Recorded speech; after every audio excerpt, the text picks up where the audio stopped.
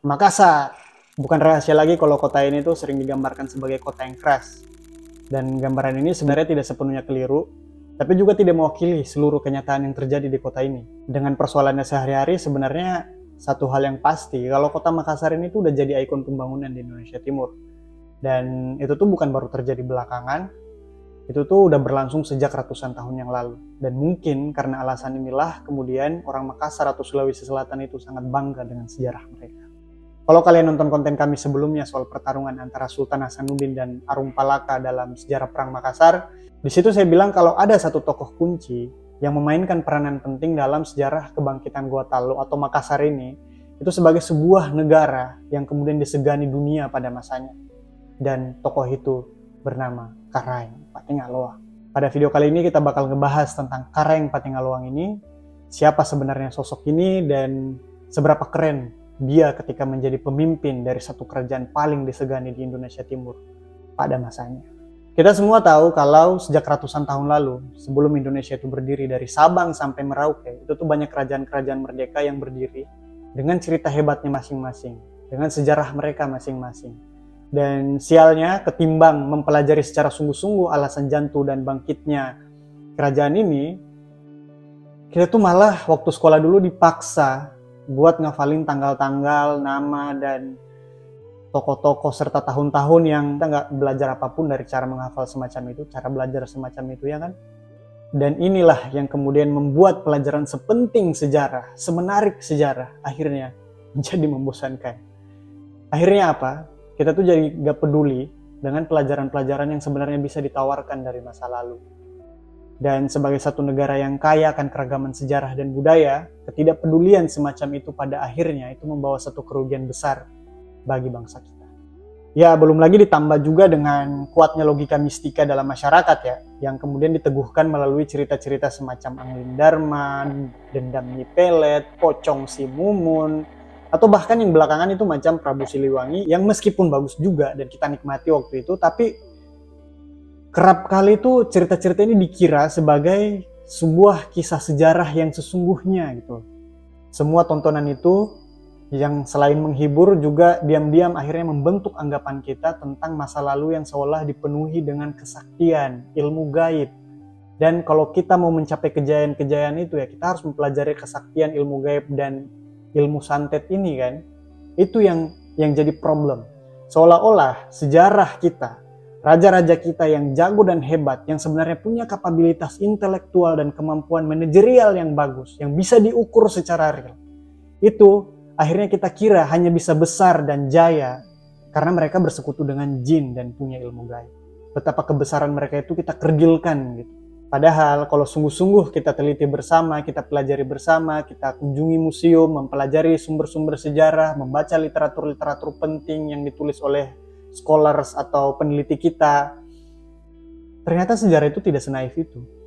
Sosok Karaeng Patingaloang ini misalnya, dia ini adalah Perdana Menteri Kerajaan Gua Talo yang namanya itu mungkin jarang terdengar dalam sejarah resmi yang dipelajari di buku-buku sekolah adik-adik kita. Padahal untuk kita ketahui bersama, dia adalah sosok raja atau pemimpin yang sangat mencintai ilmu pengetahuan. Bayangin, dari umur 18 tahun, Karaeng Patingaloang ini tuh sudah punya kebiasaan buat mendatangi kapal-kapal Inggris yang berlabuh di pelabuhan Makassar. Dan tujuannya itu bukan buat membajak atau merampas barang-barang mereka. Tujuannya itu buat bertanya kepada kru-kru kapal di sana tentang kemajuan perkembangan ilmu pengetahuan yang lagi hype, yang viral di benua asal para pelaut ini. Karaeng Patingaloang ini Islam yang taat, tapi tidak menutup dirinya dengan percakapan intelektual di luar komunitasnya saat itu. Bahkan di mata misionaris Kristen yang sering datang ke Makassar, dia itu sangat dihormati. Bukan karena apanya, tapi karena kebijaksanaan, kecerdasan, dan juga kejujurannya. Lalu bukan berarti karena dia jujur, bijaksana, dan pintar, itu tidak serta-merta menjadikan dia tidak jago berkelahi gitu kan. Di masanya memerintah itu Belanda itu ragu-ragu banget buat bikin ribut di Makassar karena dia tahu konsekuensinya itu gimana kalau berhadapan dengan pasukan Karaeng Patingaloang. Ada satu laporan Eropa dari tahun 1646 itu yang bilang kalau Karaeng Patingaloang ini tuh hatam dengan sejarah dan mitos orang-orang Eropa. Dia bahkan tahu betul silsilah raja-raja Eropa. Dan dari pengetahuan sejarahnya inilah Karaeng Patingaloang ini punya modal yang bagus buat ngadepin pedagang-pedagang barat yang suka bersaing secara tidak sehat di negeri orang, termasuk Belanda yang waktu itu sering mengunjungi Makassar. Laporan itu juga tuh nyebut kalau Karang Patenggaluang ini tidak pernah lepas dari buku matematika di tangannya. Bayangin, matematika coy. Saya berani taruhan kalau selama kita belajar sejarah di sekolah, cerita tentang seorang raja yang suka matematika itu pasti jarang kedengaran. Dan kalian tahu, salah satu pemicu kecintaan Karang Patenggaluang ini terhadap sains itu terjadi ketika dia diajari bagaimana cara memperkirakan munculnya gerhana. Selama ini kan fenomena gerhana ini sering dikaitkan dengan mitos tentang munculnya seorang raksasa yang menelan bulan kan. Beberapa di antara kita mungkin masih familiar dengan mitos seperti ini karena waktu kecil cerita semacam ini populer sampai di awal tahun 2000-an.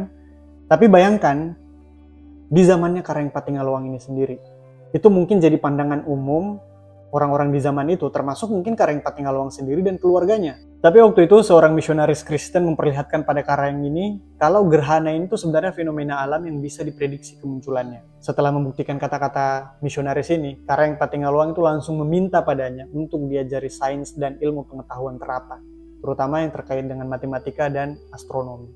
Nah, sejak saat itu udah jadi rahasia umum nih bagi kalangan pedagang Eropa yang datang ke Makassar, kalau kita mau menarik hati sang Perdana Menteri Gotalo, ya kita mesti bawain dia tuh buku-buku dan peta. Dan Karang Patenggaluang sendiri itu orangnya tuh nggak segan-segan buat ngeluarin duit demi mendapatkan produk-produk ilmu pengetahuan terbaru dan termutakhir di zaman itu. Ada dua barang pesanan Karang Patenggaluang yang waktu itu paling menggemparkan dunia. Yang pertama itu adalah bola dunia dari tembaga yang ditulis inskripsinya itu menggunakan berbagai bahasa, Spanyol, Portugis, bahasa Latin, dan Yunani. Dan yang kemudian yang kedua, teleskop Galilei. Ya mungkin sekarang mesan peta, globe, teleskop itu biasa aja kali ya. Tapi coba bayangkan, ini terjadi di tahun 1600-an. Ketika masyarakat Eropa sendiri itu masih banyak yang percaya kalau bumi ini tuh datar. Dan ini dipesan oleh seorang raja di negeri di Asia Tenggara yang tidak ditahu oleh masyarakat Eropa itu terjadi di mana, Goa itu di mana, Makassar itu di mana.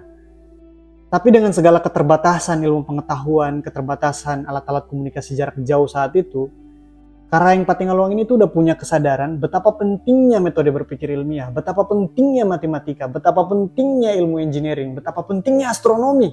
Dan dia sudah terhubung dengan percakapan intelektual yang bahkan di Eropa sendiri itu masih samar-samar kedengar. Dan pertanyaan yang tersisa untuk kita hari ini tuh pasti adalah, terus mengapa nih kalau ada seorang bangsawan yang menaruh perhatian terhadap ilmu pengetahuan? Yaitu artinya jelas, kalau kita itu akan menjadi bangsa yang tidak gampang dibohongi, tidak gampang dibodoh-bodohi apalagi oleh bangsa asing.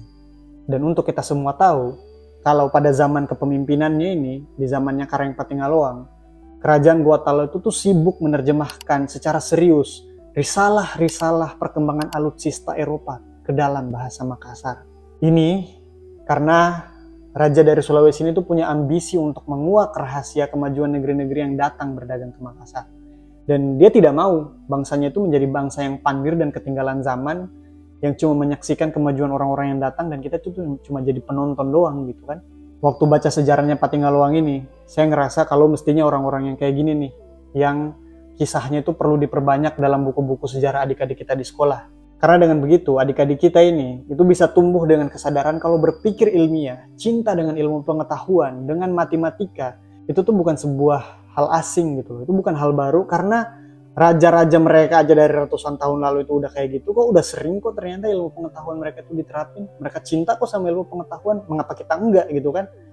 Jadi mereka tuh bisa berpikir untuk gimana ngelampauin pencapaian-pencapaian yang telah dicapai oleh para pendahulu mereka itu gitu. Karena kalau seandainya Patenggaluang ini masih hidup sampai hari ini, itu tidak nutup kemungkinan kalau dia bakal sibuk banget dengan ngembangin artificial intelligence, ngembangin robot, atau hal-hal semacam itu untuk kemajuan bangsanya. Dan untuk kejayaan-kejayaan semacam inilah kita rindu dengan sosok-sosok pemimpin semacam ini kan. Semacam Patenggaluang ini. Yang kalaupun ternyata hari ini itu masih sulit untuk kita temukan pemimpin sosok kayak gini, mungkin solusinya adalah let's try to be the one. Karena itulah alasan mengapa kita belajar sejarah. Oke, sampai segitu dulu video kita pada kali ini. Sampai jumpa di video selanjutnya.